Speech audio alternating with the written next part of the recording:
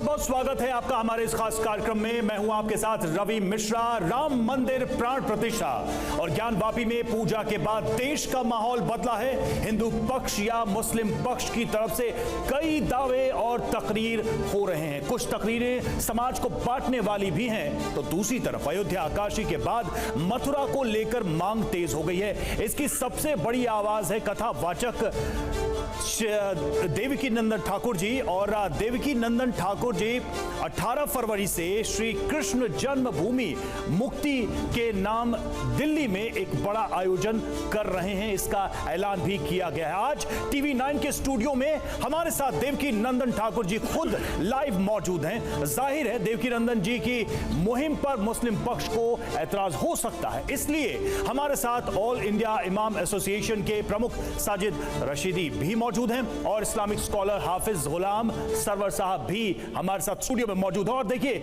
मामला कोर्ट में है, इसलिए कानून के जानकार और सुप्रीम कोर्ट में वकील कामरान मलिक भी हमारे साथ इस वक्त स्टूडियो में मौजूद हैं। मथुरा को लेकर अलग अलग तर्क रखे जा रहे हैं, इसलिए स्टूडियो में वरिष्ठ पत्रकार अवधेश कुमार जी भी हमारे साथ हैं और चर्चा की इन सब के साथ हम करेंगे शुरुआत। कुछ अहम प्रश्नों पर भी हम बात करें, लेकिन उसके पहले ग्राफिक्स वॉल पर जाकर यह हम समझते हैं और समझने की कोशिश करते हैं कि आज इतने खास पैनल के बाद बहस हम क्यों कर रहे हैं। इनके सामने हम कौन से प्रश्न उठाने जा रहे हैं, उसकी बड़ी वजह क्या है, बड़े कारण क्या है। तो देखिए, मथुरा पर राज की बहस क्यों है, इस सवाल का जवाब सबसे पहले समझने की जरूरत है। इस बहस के पीछे की वजह क्या है। तो देखिए, वॉल के माध्यम से कुछ अहम बिंदुओं पर हम गौर करेंगे। ये बहस क्यों है, आज ये बहस क्यों है। पहली बात तो यह कि कथावाचक देवकी नंदन ठाकुर की कृष्ण जन्मभूमि को लेकर एक बड़ी मुहिम शुरू होने वाली है। पहली बात तो ये, जिसका जिक्र हमने किया। दूसरी बात, 18 से 25 फरवरी तक दिल्ली में कृष्ण जन्मभूमि मुक्ति के लिए आयोजन किया जाना है, यह कार्यक्रम होना है। तीसरे पॉइंट की बात करते हैं। आयोजन में कृष्ण जन्मभूमि मुक्ति के प्रयासों पर चर्चा होगी, इस पर विमर्श होगा, इस पर बातचीत होगी और इसके साथ साथ इससे जुड़े कुछ अहम आह्वान है जो आगे हम उस पर भी चर्चा करेंगे। चौथी बात, आयोजन में कृष्ण जन्मभूमि मुक्ति के प्रयासों पर चर्चा होगी। अब तक इसको लेकर किस तरह के प्रयास हुए हैं, आगे कैसे प्रयास होंगे, इस पर भी चर्चा होगी। ये तमाम बिंदु जो है वो हम आपको बता रहे हैं। इन बिंदुओं पर हम बातचीत करेंगे और साथ ही यह भी हम समझने की कोशिश करेंगे कि देवकी नंदन ठाकुर की अपील इस मुहिम के माध्यम से क्या है, क्या दरअसल इसका मकसद है। 18 तारीख से जो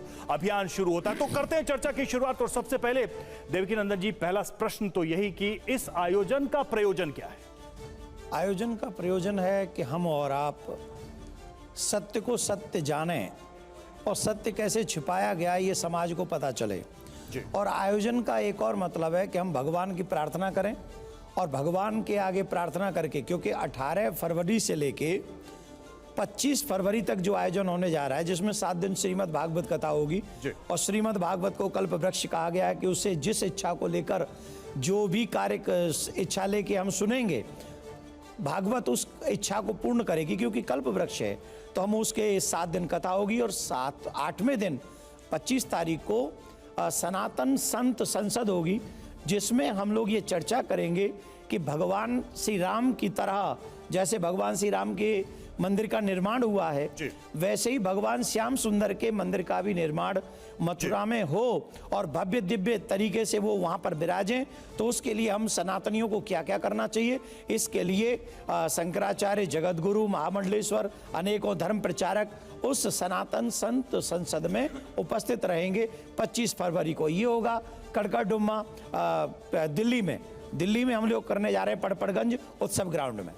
जी, ये तो आपने कार्यक्रम के बारे में बता दिया, लेकिन एक चीज है जो इस विषय से कि 3 आयाम अगर मैं समझूं, धार्मिक, आध्यात्मिक, सांस्कृतिक एक आयाम हुआ, एक राजनीतिक आयाम भी और एक तीसरा आयाम है कानूनी आयाम।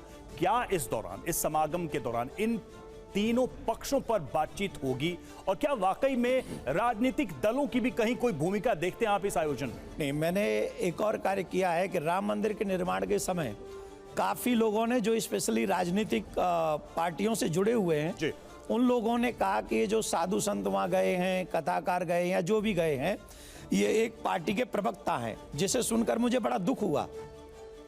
हम लोग धर्म के प्रवक्ता हैं, हम लोग सनातन के प्रवक्ता हैं, हम किसी पार्टी के प्रवक्ता नहीं हैं। और क्योंकि भगवान श्री राम का मंदिर एक बीजेपी सरकार ने बनाया है, मोदी जी ने उसके लिए प्रयास किया है, पूजा की है, प्राण प्रतिष्ठा में सम्मिलित हुए हैं। इसलिए हम सभी धर्माचार्यों के दायित्व बनता है कि हम उनको धन्यवाद दें, साधुवाद दें और उनको कहें कि आपने सनातनियों के 500 वर्ष के कलंक को आपने धोया है, इसलिए आपको साधुवाद है।